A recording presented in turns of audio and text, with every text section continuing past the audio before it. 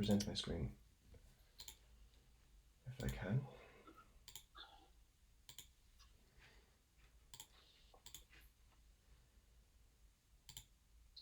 So you can see my screen? Yeah. Can you see the presentation? Yeah? Yep. Can, yeah. Rob. Perfect. Okay. So welcome everyone, and this is the second session, and what I want to run through today is building a chatbot using Dialogflow. So what I'll talk about today, we'll give a little bit of an overview about chatbots, an overview about Dialogflow, how actions on Google come into effect using a chatbot in Dialogflow, and building a bot itself. So the majority of this presentation is actually going to be code-based. I don't have too many slides because I wanted to just concentrate on building a bot using Dialogflow, using the UI, building some fulfillments, some custom code using actions on Google, deploying that to Dialogflow and to the Google Cloud Platform, and testing it then. So as I said, the majority of the talk will be looking at code, writing out some functions and taking it from there. Perhaps something that we can elaborate on then after if everybody wants to have a look at the code. We can do it as an exercise after. So first of all, what is a chatbot? So it is a software that is used to imitate human conversation. So the number of users of messaging apps like say WhatsApp and Slack, Skype, their user base is massive. Facebook Messenger alone has more than I think 1.2 billion monthly users. So chatbots kind of save time and effort by automating customer support. It's a kind of like an assistant that can communicate via speech and can be integrated on different websites and applications, like as I say, Slack, Skype, Messenger, but also Google Assistant and also Amazon Alexa. It is forecasted to say that by I think 2020, over 85% of customer interactions will actually be handled without a human. So, for example, if we're on an insurance website or a banking website and we have some questions we want to ask, the majority of the in-app messaging services are bots, and they are imitating a human conversation based on natural language processors. And so why would you use a chatbot? So for productivity, obviously, chatbots can provide assistance or access to information more quickly and efficiently.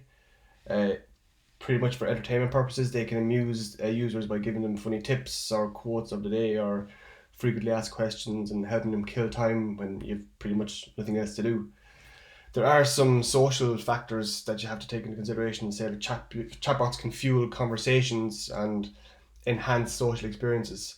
They also can also happen to help users with loneliness and gives them support and a chance to talk without being judged, or maybe something that's going to improve the conversational skills. So for example, the application that we're working on, Jigsaw, the idea that is it's a personal assistant coach which is going to encourage you to say take your medications on time or attend doctor's appointments or just pretty much check in with you every now and again to see how you're doing, to get any feedback that you might have of how you're feeling. If you have any symptoms related to any medications, the chatbot can interact with the user that way, and we can store all that information, and the data that we're going to use there is going to be the key, I guess, for that particular application, because it's going to have feedback for medication, for feelings, for appointments missed, appointments attended, for medications missed and medications taken, ability to be able to set up medications. All that data is gold in terms of data mining and stuff like that.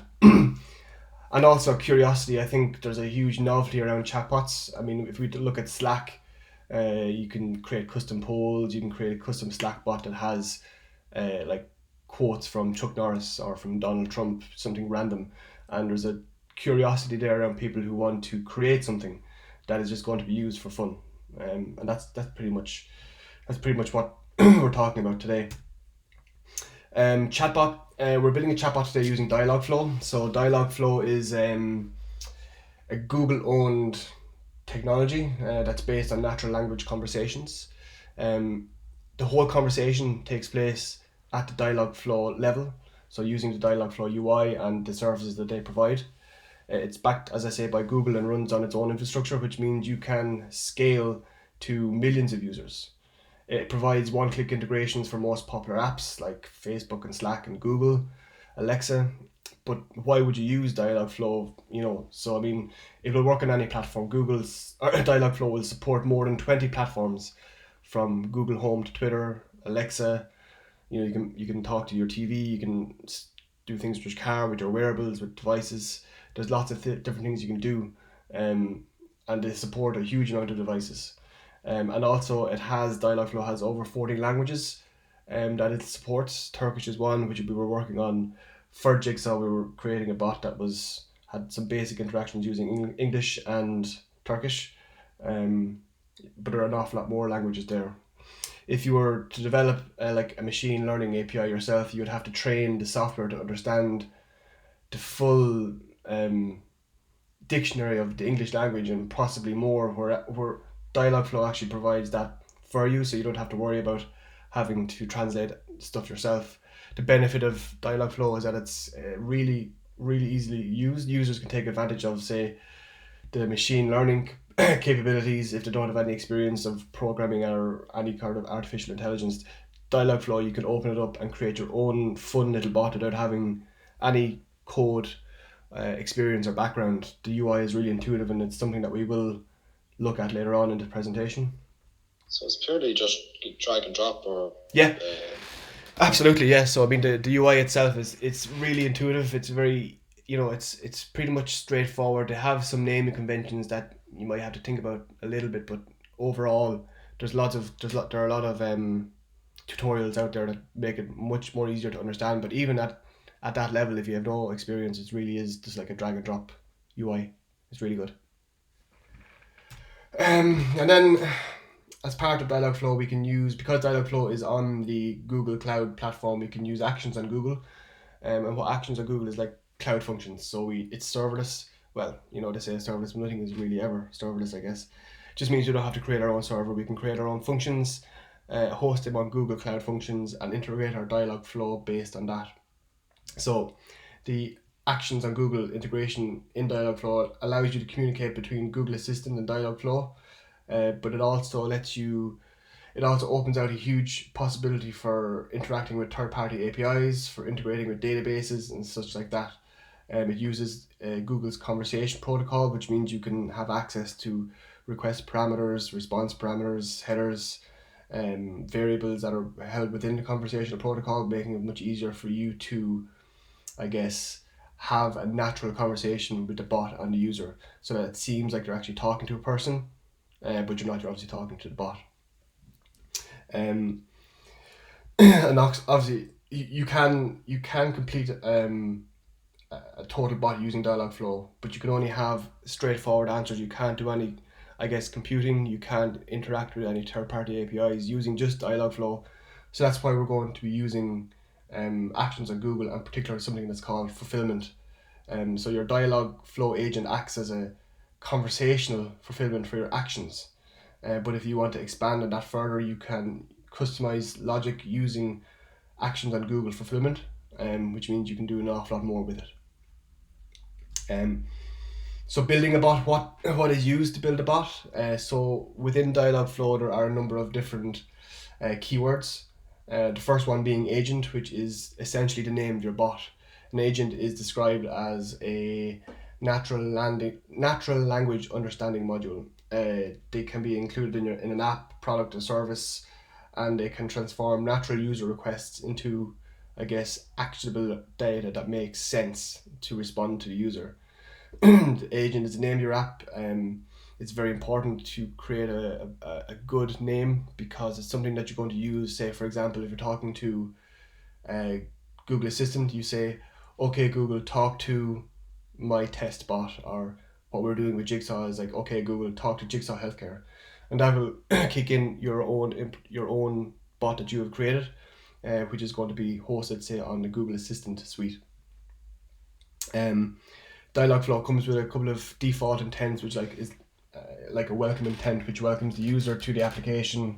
A fallback intent, when the bot doesn't understand what the user is saying, it will always fall back to this particular intent.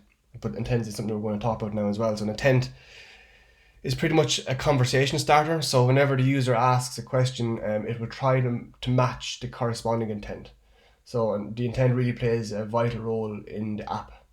In Dialogflow, and intent houses elements and logic and information from the user and answers their requests based on that information.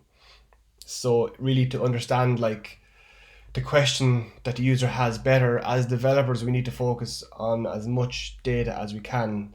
So what I mean by that is the more variations we add to an intent, the better the bot or the agent will be able to comprehend the user, what he's trying to say. So the developer needs to think of different variations of the same question. So for example, if we're going to be talking about building a Jira bot today, so if I want to get a description for a task, I can say to my bot, get me description for AAN, whatever. That is one particular intent or conversation starter, but there might be another way to say, get me a description. Say, you might want to say, what's the description, or tell me a little bit more about AAN, So the more ways you have of saying the intent or the conversation starter, the better the bot will be able to match it when the intent is called upon. Then the next thing is we have entities. So entity is probably one of the most important thing for a highly interactive bot. Entities are pretty much like variables. The Dialogflow agent needs to know what information is useful for answering the user's request. And these pieces of data are called entities. Assume them to be dynamic variables. So in the previous example we had get description for AAN 111. So our entity there is going to be AAN 111. That's going to be our ticket number, and we're going to use that then to query the Jira Cloud API. We're using the Cloud Actions on Google fulfillment action. If we weren't using Actions on Google, we might still be able to capture that variable or that entity, but we wouldn't be able to do anything with it because we can't actually query any third-party API from inside Dialogflow. That's why we have to use our custom code, which is called fulfillment. So fulfillment, as I say, is custom code. Dialogflow is backed by Google, so it works seamlessly on cloud functions. So when you need to add some custom code, you can do it under the fulfillment tab. And fulfillment is where your custom code goes and binds your intent to the cloud functions. Next thing is we have context. So the context again plays a vital role in the success of the assistant. So it helps the assistant to talk more like a human, I guess. It helps maintain the context and the replying in the context to the end user. So we could have a conversation started off by saying, get me the description for AAN 111. We have now an entity, which is AAN 111. And that is in the current context, which is the current intent, I guess you could say. But the user might interrupt and say, log time to AAN 456. We want to log 5 minutes to AAN 456. We can do that, but we can also return to the original context, which is get me the description for AAN 111. So throughout the whole process of start to finish, there are different contexts, and contexts are always going to be there until the bot or the user ends the conversation. And as I say, platform integration, as I've said it already, it's you can integrate to Assistant app, and it supports more than 20 platforms, again, Facebook, Twitter, Slack, stuff like that. So I think, and now we're going to just take a look at the Dialogflow UI. And let me just cancel the presentation.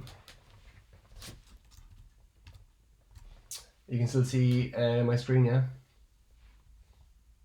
Yeah, we can see. Great. Okay, so this is Dialogflow. We have I have a couple of different chatbots here, which I was playing around with, but this is the one that I've created for this particular demo. The project ID is we have named it here as my Jira bot. We have languages and settings and stuff like that, but that's really not really important at the moment.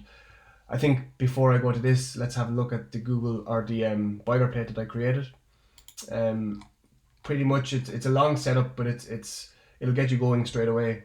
So you'll be able to use the Firebase CLI to create a project and a functions project, which you'll be able to deploy your functions to it. So you'll be able to follow that. But for now, I have kind of started this process. already, just for the purposes of this presentation. So let's go back to Dialogflow. So we have intents and we have entities and we have fulfillment and integrations and stuff like that. So for this particular chatbot, let's take a look at the entities section. So the entities first, I have defined a couple of ones. So I have defined issue number, issue type, project name. And we'll see where they come into effect when we're talking about intents. But these, I guess you should be setting these up first because you want to have discovered what you want to do first. And if you've laid out your application properly, you'll know what entities you'll need to use for what intent. So I think the first thing to do is always create your entity first, and then say, for example, an issue number. We give it an example. So AAN 1613, Medex 147. These are two examples of two projects that we have on Jira. There are others, but for this example, we're going to use these two as a template. So you can say AAN 111 and it'll still pick it up, but this is the default, I guess, value or that we can train Dialogflow to capture. And the same goes. Yes. Can I ask a question in the second? Could you open it? Yes. For example, there is a dash between AN and 1613. Yes. Do I have to say this dash? You do, yes. So for this example, we are going to be saying dash. It's actually hyphen. So for example, we'll see later on in the conversation that we'll be saying, get me description for AAN -1613. Okay. There are other ways of doing it. There's a regexp entity. Yes, correct. Yeah, we could use that as well. It's not something I've done yet, so I'm just going to stick with defining the synonyms. Yeah. But there's a huge amount more you can do, but this is just a very basic example, I guess. But I can define synonyms of these terms. Correct. On the right side. Yes. Yes. You can enter as many as you want. Okay, cool. Okay, so let's take a look at some intents. Let me just refresh this. I was playing around with it earlier on. So when you create a new agent, you have, as I said, your default welcome intent and default fallback. And in here you can, they already have defined some responses or some training phases, I should say, that's, if you say hi or hey to the bot, it'll come back and answer with one of these text responses. And this is out of the box solution from Dialogflow. There's nothing that we need to do unless you want to add some custom response. You can do so using fulfillment. But I think for now, this is what it is. This does the job fine for what we want to do. So let's go in and take a look at, say, for example, get item description. So item description, we're starting off with naming the intent. And this is important because when we use fulfillment, we're going to have to use the exact name of the intent to match using our cloud functions. And we're adding some training phases. So the more training phases you add, the better the bot is going to be able to match what you're trying to say. So for example, get description for this, get description for bug, tell me description, And these bugs tiers, these can be expanded further by calling them issue types. So we have bugs, tasks, epics, and stories. That's something that we could elaborate on if we were trying to take this example further. We could set up a new entity for issue type, but for now we're just concentrating on this here, the issue number. So let's see. Let's take a look at this actually. So we can test this on actions on Google using the Google Assistant. I have the tab open here. So this is all built in. Once you have your bot set up in your first intent and responses, we can say, talk to my Jira bot. Let's get the test version of my Jira bot. Hi, how are you doing? So let's take a look at some of the things that we can say. So we can say get description for this.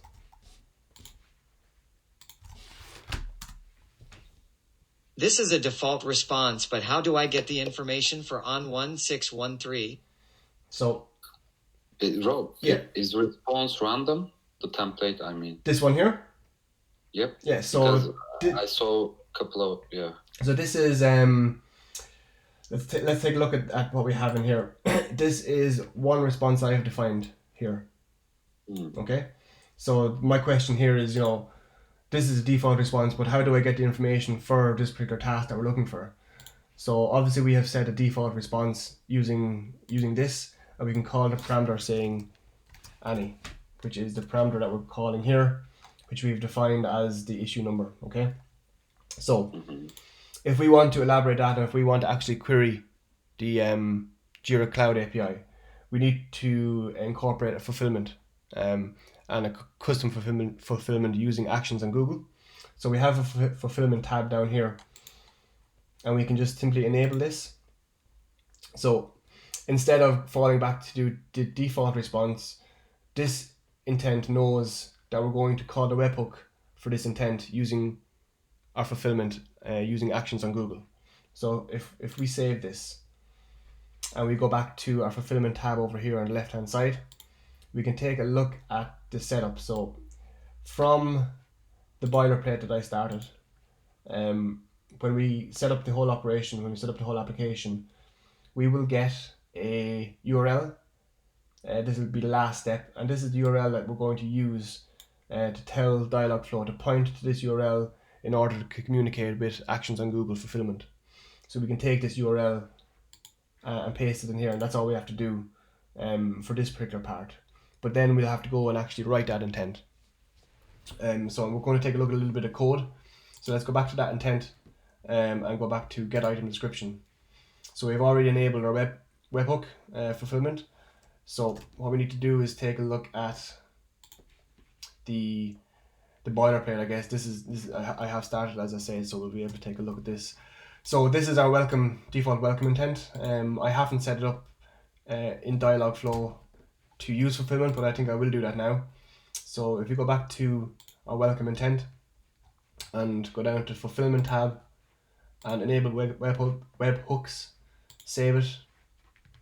So instead of any of these responses, the response that we should see, the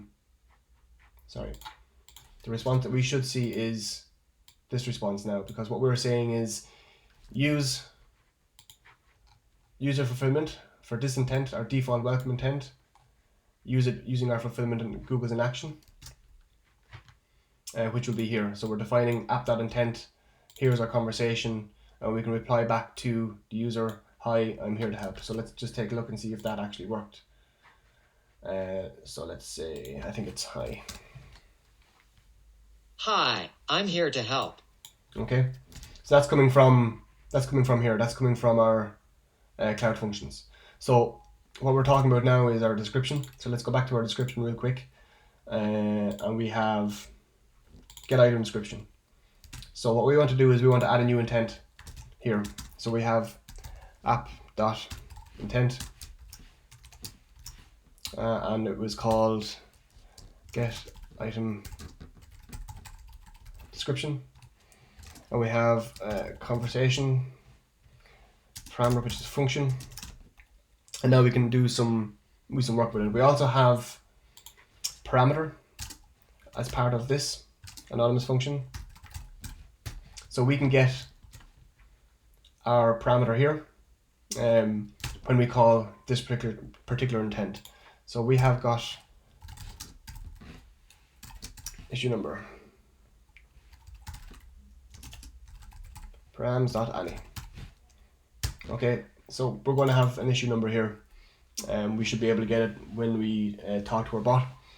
So the way intents work is we can add anything we want in here, like I have done here. We can add conversation and add a response, and it'll send it back in its promise base. So app.intent is expecting a promise to be returned. So in order for us to query the Jira API, we need to return a new promise.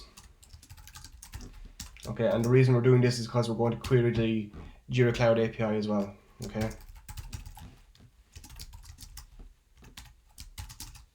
So let's take a look at this. So we can get an issue. So let's say I have created already, just to speed this up a little bit of an API here, which will get me the description. So basically all I'm doing is calling Jira with the issue number, and it's going to either resolve with a description or reject with an error message. So let's just go ahead and call that. We're going to say return JiraBot dot get issue description. Because so before I go any further, there's going to be a problem when we go and say get AAN 1613 or whatever it's going to be, because we need to spell it out. Because you can't say an in a normal conversational language. You are allowed to spell things out to Google and it will capture it, but it'll add it with spaces. So this will make sense in a second when I do this. So I have got issue number, and I want to replace any white space. And I'm going to check it globally, and I'm going to replace it. And I'm going to remove the white spaces. Okay. And because I'm returning a promise, we're going to go ahead and get the result. Hi Rob, that so that you just put in there, that's not going to remove white spaces between words. For what reason, or how does that work? So it'll make sense in a second when we go to actually test this. We might actually just do it without this part here. So when we're saying to our assistant, we're going to say get description for AAN 1613. Yeah. It's not going to understand that properly because it's not a proper word, so it's not going to be able to capture that correctly. We're going to have to actually spell it out. We're going to have to say AAN, hyphen 1613. We're not going to be able to say AAN 1613. It's not going to be able to understand that. So we'll do it here without replacing white spaces and see what happens. First of all, let's see. So we have our result, and then we'll do a catch as well. And Rob, also maybe instead of replacing white spaces to empty spaces, Yeah. you can replace it to dash. True. Yeah. Yeah. True. Yeah, you could do that.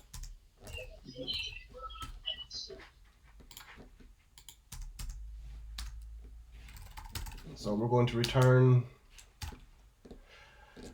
resolve this current promise, and we're going to add back in our conversation. This is going to be the response from the agent, and we're going to say description for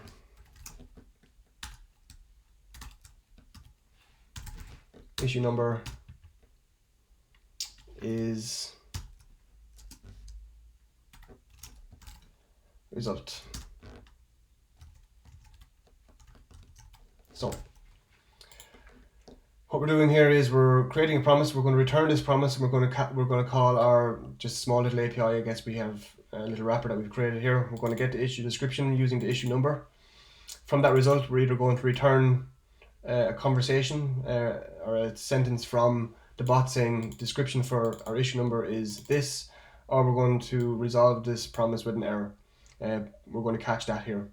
So in the boilerplate, I have some scripts in package.json, and there's a very simple one which is run deploy. And what this is going to do is going to update our, well actually hold on, I better save it first.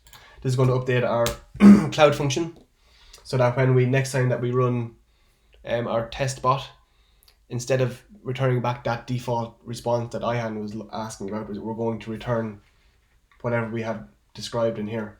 So let's just give it a second. It shouldn't take too long. And we return back to the bot and we refresh it.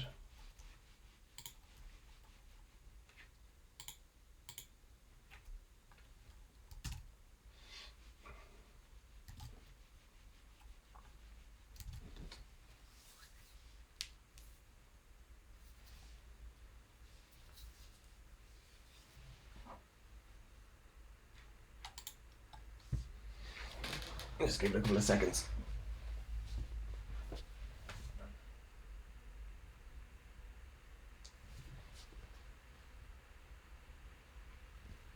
So the boilerplate I actually have created is using Babel as well. So what we're doing is we're doing all of our code within this app folder, but we're actually compiling it from ES6 so that we can upload a functions folder, which is going to be obviously the compiled version that is going to be actually uploaded to actions on Google. So we're not actually we're actually uploading our app directory. We're uploading our functions directory instead. So that's done. So let's go back to the bot and take a look. Getting the test version of my Jira bot. Hi, I'm here to help. So So we haven't trimmed out any white spaces. So we'll just see if we can get a description for a task. So get description for AAN-1613. Issue does not exist or you do not have permission to see it. So there's two problems with this. The first one is we obviously have a space in between A and N, but we also are missing an A as well. So that's down to our conversation. That's the way we're speaking to the bot. I could say it properly again and see if we can get it. So get description for AAN-1613. Issue does not exist or you do not have permission to see it. So there's a lot of problems here, but the first thing I want to do is go back and pass in the issue number that is going to be has replaced the white spaces, and I think that's it there. And the same for when we're going to be replaying it back to the user.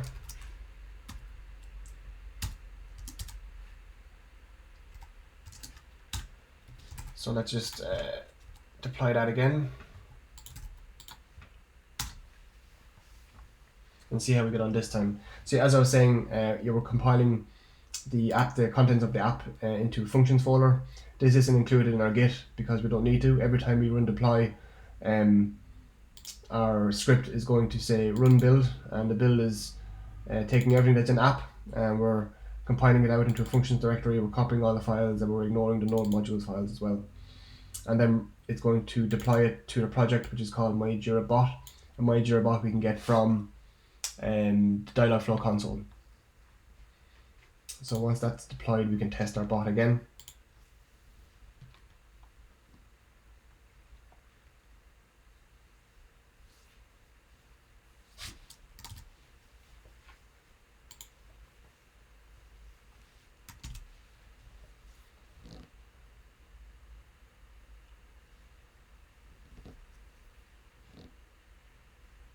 Okay, let's give it a go.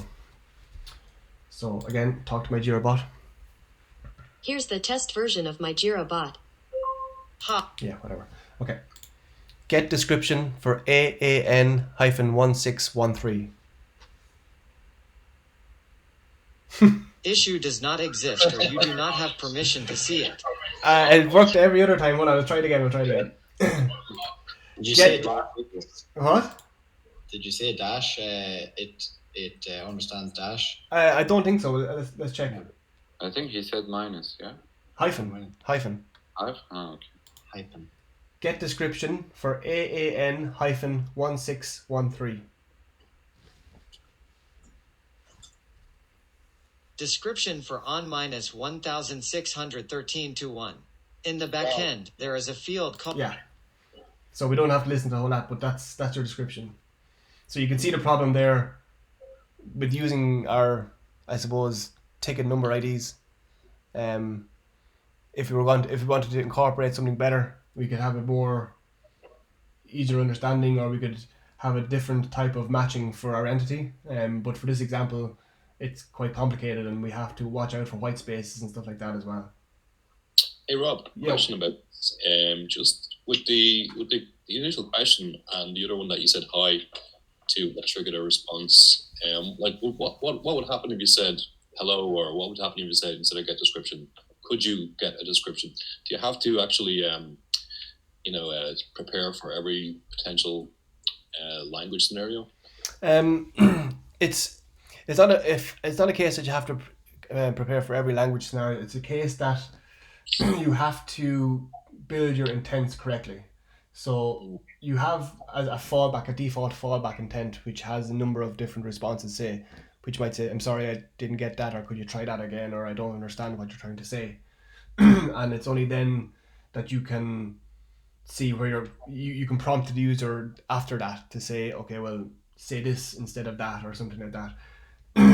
But if you want to talk about different languages, as in Turkish, you're going to have to.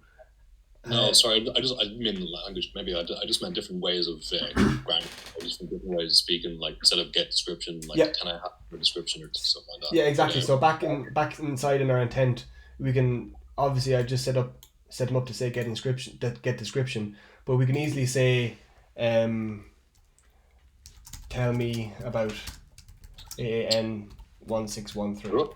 Well, you have to be specific. You have to be specific here.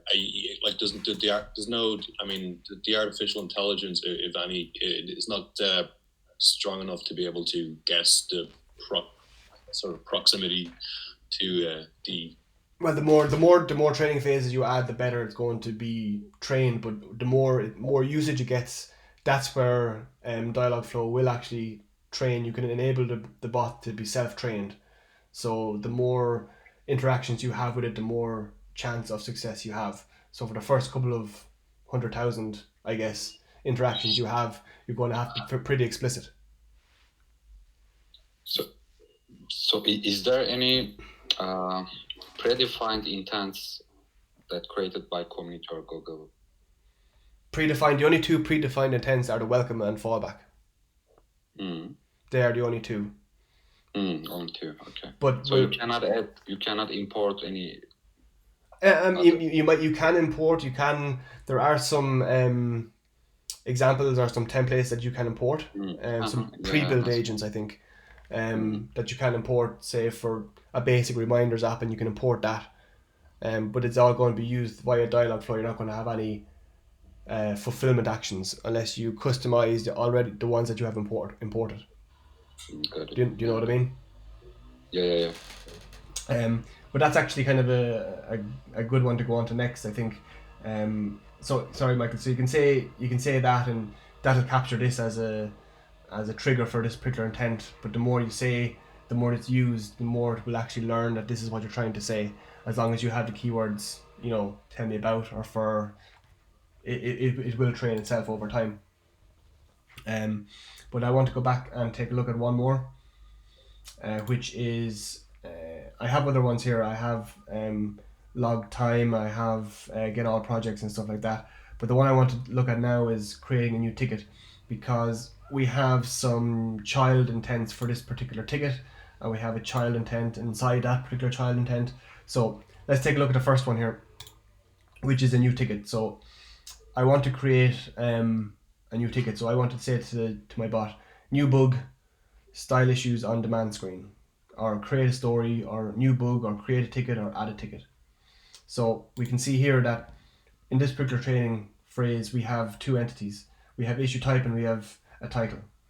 And this is a bug, and the issue type is bug, and the title is this one here, style issues on demand screen. We can make these required so that we can't actually do anything unless the user is prompted for these. So if we make these required, we can actually give them a prompt, which is like, give it a title, what type of issue is this, etc. And again, I have a default response here, which is like, okay, new issue type, now give me a description. So I'm going to just go ahead and enable this particular fulfillment. So what we're doing here is we're saying, new ticket, tell me about the ticket. Okay, so I'm going to say create a new bug. Perfect. We can have a follow-on intent, which is, okay, now give me a description for that ticket that you just asked me to create. So again, we can go in here and we can say, here's our description, but we also have to identify our previous parameters from our parent intent. So we have title and issue type from the previous intent, and we can get these values by using this syntax here. So new ticket type follow-up dot title, and the same for issue type. So that means the parameters that were involved in the previous intent are now available within this intent, and as well as that, we're adding this description intent here. And again, we don't need to use fulfillment for this particular one, okay? Because this is not the end of the current conversation, I guess. So let me go back here to the start again. I think I enabled this by mistake. Yeah, so yeah, no, I don't have this enabled. That's fine. So once we create a new ticket, we give the information that we want to give. Our bot will ask us for description. And once we give a description, we have another child intent for description, which we're going to ask for the project. So again, same scenario again. We have medics, engine, medics, engine. Okay, we have our entities, our parameters from the previous intents: description, issue type, and title. But also in this particular intent, we're asking for a project name, and we have a prompt. Tell me the name of the project. And at the end of this particular intent is where we're actually going to be enabling our webhook. And this is where we're going to actually go ahead and try and create a ticket in Jira using all of the parameters that we built in this conversational flow. So in order to save time, I am going to do something like this. Let me see, I have it here. We're going to add a new intent. Oops.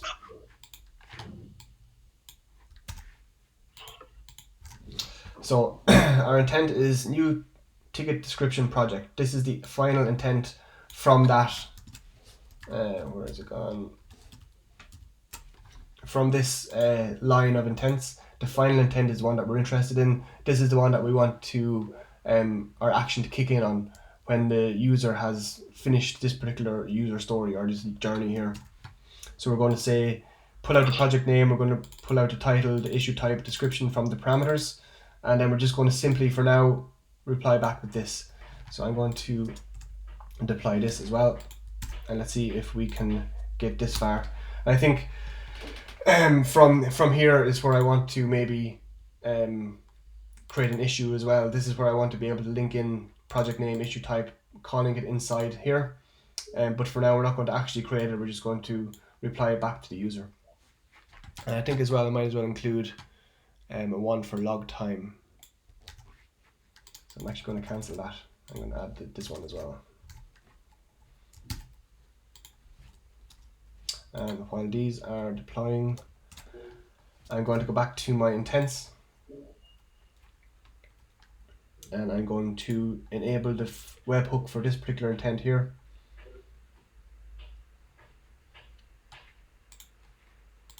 For webhooks. And I'm going to save it. So again, for log time, we have got, say, log 1 hour to medics, log 1 hour to engine, log 2 hours and 10 minutes to whatever. We have two entities here. The first one is duration, which is a system entity. We don't actually have to specify it. Dialogflow will see that 1 hour is a duration, or that 2 hours and 10 minutes is a duration, or we can add another one to say 30 minutes is a duration. And again, any here refers to our project ID or our ticket ID as well. So we'll test both of these. First one we're going to test is the new ticket once this is deployed. So definitely, once you have it kind of set up, Rob, and really kind of boilerplate put together, it's just a matter then fleshing out all your different exactly flows and intents. And yeah, exactly. And you can do, there is an inline option in Dialogflow for in fulfillment tab here. You have a single file inline editor, which you can pretty much do all of this inside in here, except it's not ES6, so you can't use any imports. You can't query any third-party API, so that's why you have to use Action on Google. That's why you have to use this kind of format. And because we want to be able to make it as straightforward as possible in terms of syntax, that's why I decided to compile everything from ES6 into almost vanilla, I suppose, or into ES5 syntax. So I'm going to refresh my agent, and I'm going to see about creating a new ticket. Okay. Here's the test version of my Jira bot. Hi, I'm here to help. Create a task. Give it a title. Styling issues on domain list.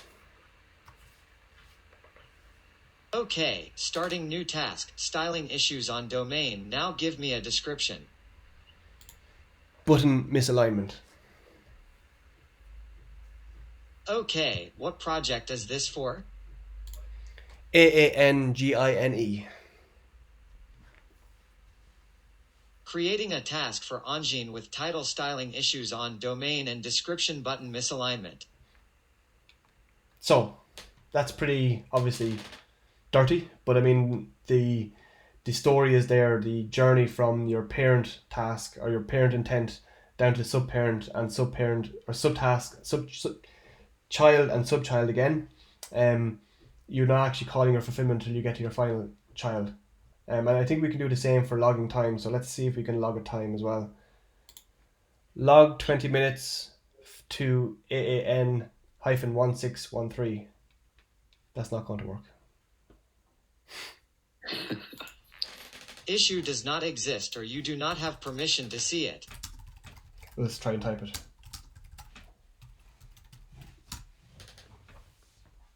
It's just I've a string. There's updated no- on 1613. So that actually has logged 20 minutes to that particular ticket. Did he really update the ticket, by the way? Yeah, let's check. You're already calling the APIs, yeah? Yeah, but let's make sure.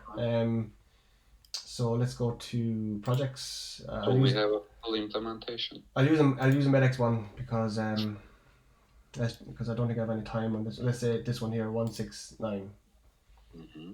So let's say we have 1 minute logged. Okay. Sorry, let me go back. So if something like the format like AAN dash or MEDX dash is causing issues, you could have it just that you quote the number and it's just a string. So when you're Correct. sending it, you Yeah, exactly.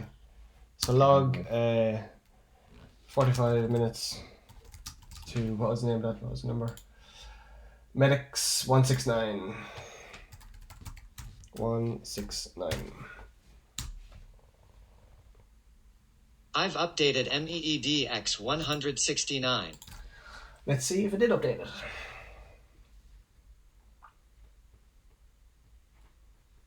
"46 minutes. Great, man.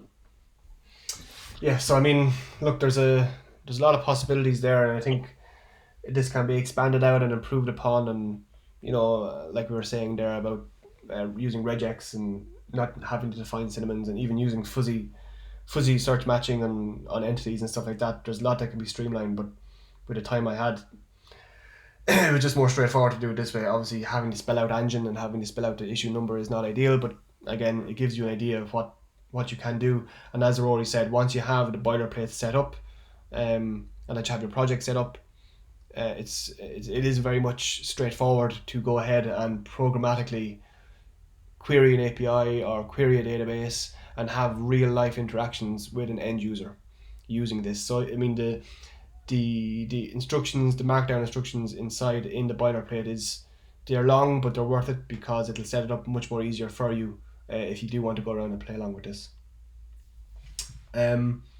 That's pretty much it. That's the end of it. That's what I wanted to show you. As I say, I wanted to just concentrate more on the demonstration as opposed to the presentation notes. If you have any questions, you can fire away. I might be able to answer, but if not, that's the end of it. Pretty cool, Rob. Good work. Any What's questions? the it's cool. training like? I'm curious about the training. Like, how is that? I guess implemented. Is that like a lengthy process? I mean, when you're first, I guess, using the app or testing it on users, is there a sort of like question after a response that gives you to say how good or how accurate is this response? You probably can. It's probably going to be a custom intent for that, but there is a training tab here. I haven't looked at it before, but I mean, these are all of the queries that I've asked this particular bot. So like create a task, and I think you can go in and possibly assign it maybe to a particular intent or something like that. I'm not sure, to be honest, is my answer, Michael. I have to do an awful lot more research into the training side of the bot. Yeah, cool. Yeah, great work. It's very powerful. I suppose that's something that can be created. Like I suppose I did that in a space of an hour and a half. So I mean there is a huge amount of possibilities there, and that's what we're thinking about doing for Jigsaw, which is more of a easier interactions, I guess, because we don't have to spell out things. We can define it the way we want to define it, and have things like issue numbers. We don't have to use issue numbers. We can use medication IDs and stuff like that. There's that's for Jigsaw. It's going to be an awful lot more straightforward, I guess, than using Jira, which is Angela. Yeah. And we'll be able to keep track of, I guess, queries that didn't go anywhere or weren't understood. But Yeah, so I think inside in our cloud functions, you can have a look at the health of the functions itself. You can see errors. I'm not sure if you can go into any particular detail or if any more detail will be available to us. But there's an awful lot here. There is a lot more that we can check, and we can check on the usage as well, I guess. very good. Yeah, there is more to it, but again, this is just touching on the surface. And that's it, guys. I think that's the end.